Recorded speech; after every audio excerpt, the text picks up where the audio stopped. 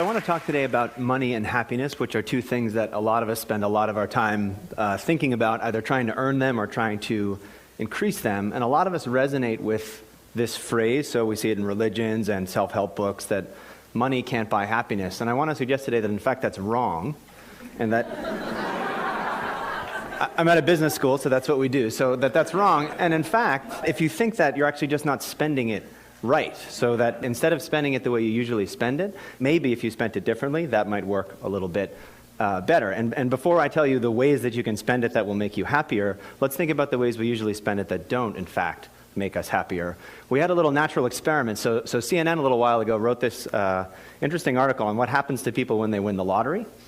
Turns out people think when they win the lottery their lives are going to be amazing. This article is about how their lives get ruined. So what happens when people win the lottery is, number one, they spend all the money and go into debt. And number two, all of their friends and everyone they've ever met find them and bug them for money. And it ruins their social relationships, in fact. So they have more debt and worse friendships than they had before they won the lottery. What was interesting about the article was people started commenting on the article, readers of the thing. And instead of talking about how it had made them realize that money doesn't lead to happiness, everyone instantly started saying, you know what I would do if I won the lottery? And fantasizing about what they do. And here's just two of the ones that we saw that are just really interesting to think about. One person wrote in, when I win, I'm going to buy my own little mountain and have a little house on top. And another person wrote, I would fill a big bathtub with money and get in the tub while smoking a big fat cigar and sipping a glass of champagne. This is even worse now. Then I'd have a picture taken and dozens of glossies made. Anyone begging for money or trying to extort from me would receive a copy of the picture and nothing else. And so many of the comments were exactly of this type, where people got money, and in fact, it made them antisocial. So I told you that it ruins people's lives and that their friends bug them. It also, money often makes us feel very selfish, and we do things only for ourselves. And we said, well, maybe the reason that money doesn't make us happy is that we're always spending it on the wrong things, and in particular, that we're always spending it on ourselves.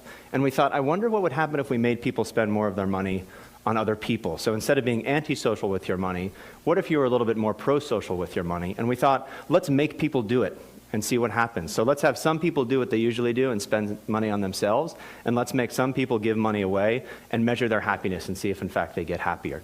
So the first way that we did this, on one Vancouver morning, we went out on the campus at University of British Columbia, and we approached people and said, do you want to be in an experiment? And they said yes. We asked them how happy they were, and then we gave them an envelope. And one of the envelopes had things in it that said, by 5 p.m. today, spend this money on yourself. So when we gave some examples of what you could spend it on. Other people in the morning got a slip of paper that said, by 5 p.m. today, spend this money on somebody else. Also inside the envelope was money, and we manipulated how much money we gave them. So some people got this slip of paper and $5. Some people got this slip of paper and $20. We let them go about their day. They did whatever they wanted to do. We found out that they did in fact spend it in the way that we asked them to.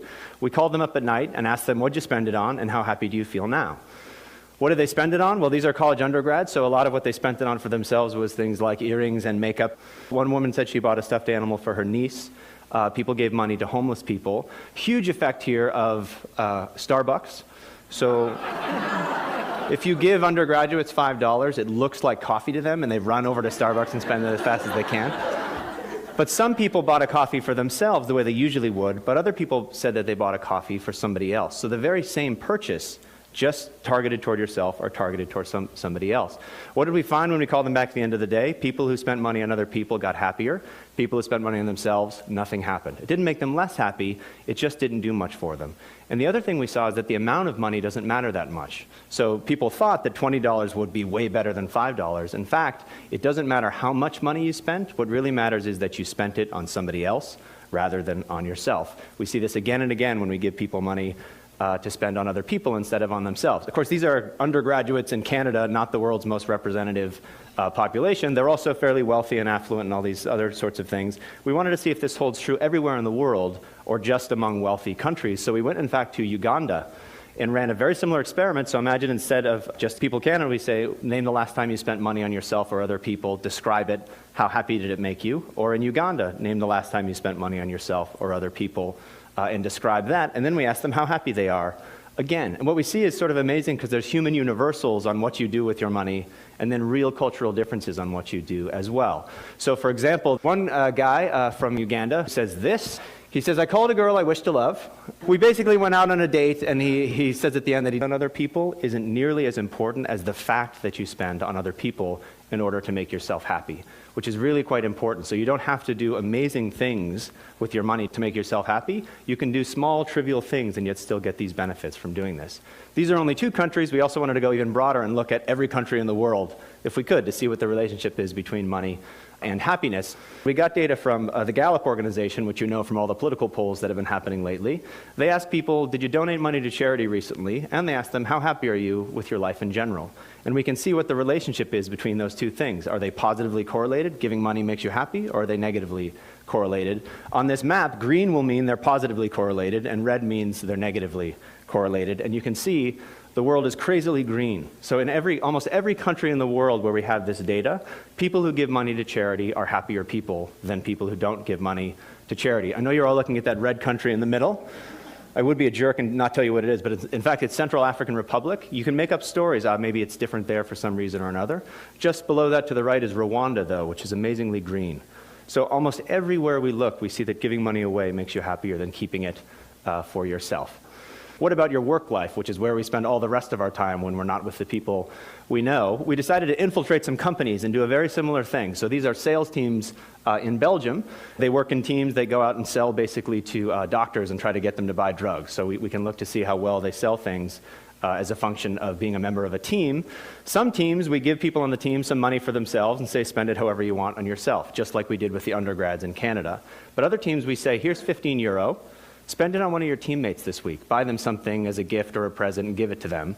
And then we can see, now we've got teams that spend on themselves, and we've got these pro-social teams who we give money to make the team a little bit better. The reason I have a ridiculous piñata there is one of the teams pulled their money and bought a piñata, and they all got around and smashed the piñata, and all the candy fell out and things like that. A very silly, trivial thing to do, but think of the difference on a team that didn't do that at all, that got 15 euro, put it in their pocket, maybe bought themselves a coffee, or teams that had this pro-social experience where they all bonded together to buy something and do a group activity. What we see is that, in fact, the teams that are pro-social sell more stuff than the teams that only got money for themselves. And one way to think about it is, for every 15 euro you give people for themselves, they put it in their pocket, they don't do anything different than they did before, you don't get any money from that. You actually lose money because it doesn't motivate them to perform any better. But when you give them 15 euro to spend on their teammates, they do so much better on their teams that you actually get a huge win on investing this kind of money.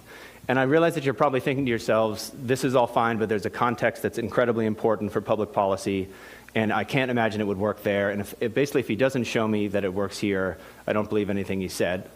And I know that what you're all thinking about are dodgeball teams. This was a huge criticism that we got, to say, if you can't show with dodgeball teams, this is all stupid. So we went out and found these dodgeball teams and infiltrated them, and we did the exact same thing as before. So some teams we give people on the team money, they spend it on themselves. Other teams we give them money to spend on their dodgeball teammates. The teams that spent money on themselves, they're just the same winning percentage as they were before.